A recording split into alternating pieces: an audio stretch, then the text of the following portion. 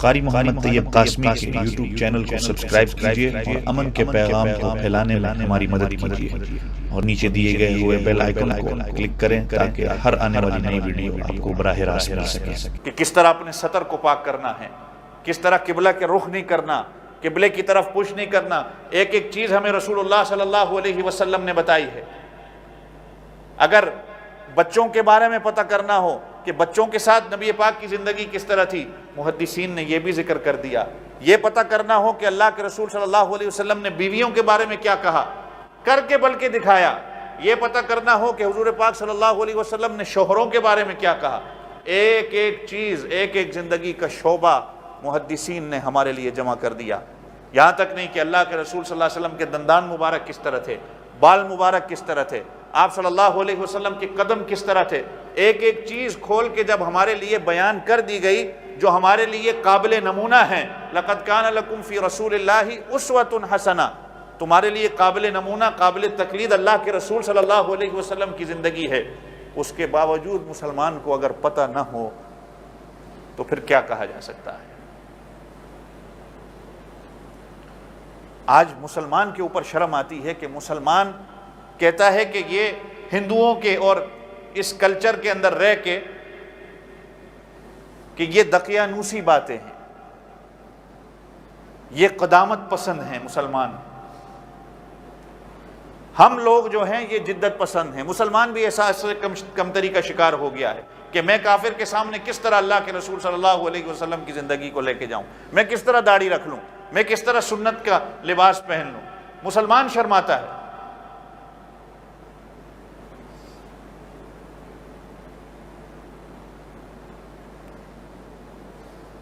جب تک ہم خود ڈریں گے کہ لوگ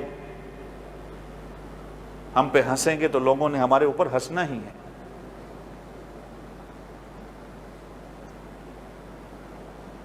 اور دیکھا جائے، آپ کبھی موازنہ کریں بیٹھ کے اس کا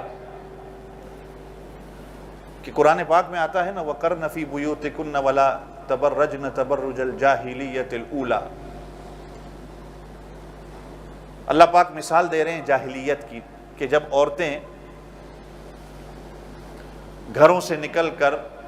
اپنے حسن کی نمائش کے لیے بازاروں میں جایا کرتی تھیں اور گھر کے اندر رہنے کو جہالت سمجھتی تھی،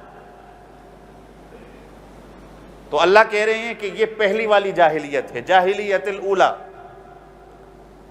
آج کے اس دور کے ساتھ اگر آپ کمپیئر کریں، آج بھی وہی دور آ چکا ہے کہ عورت گھر میں اگر بیٹھی ہو تو کہا جاتا ہے یہ قدامت پسند ہے، یہ دقیانوسی ہیں، اور اگر اسی عورت کو برہنہ کر کے اس کا لباس اتار کے، جس طرح اس وقت میں آپ نے سنا ہوا ہے کہ برہنہ ہو کر کعبے کا طواف بھی کیا جاتا تھا، اس کو اسی طرح بازار کے اندر لے کے لایا گیا، اس کے لباس کو اتارا گیا اور اس کو جو ہے وہ ترقی یافتہ کہا گیا۔ لیکن جو گھر کے اندر موجود ہے اس کو کہا گیا کہ یہ چار دیواری کے اندر، یہ جیل کے اندر بند ہو گئی،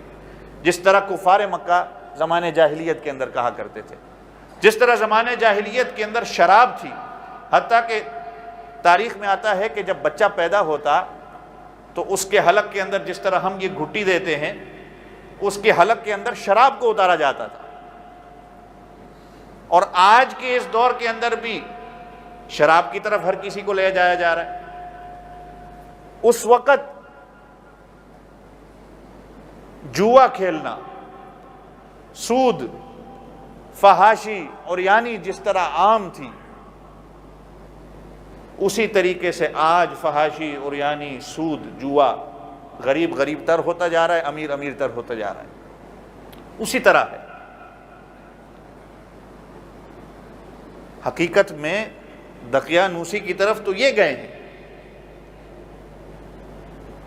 اور اللہ کی قسم ہے نبی پاک صلی اللہ علیہ وسلم کے طریقے سے بہتر اور کوئی طریقہ نہیں ہے، زندگی سے بہتر اور کوئی زندگی نہیں ہے۔ ہر چیز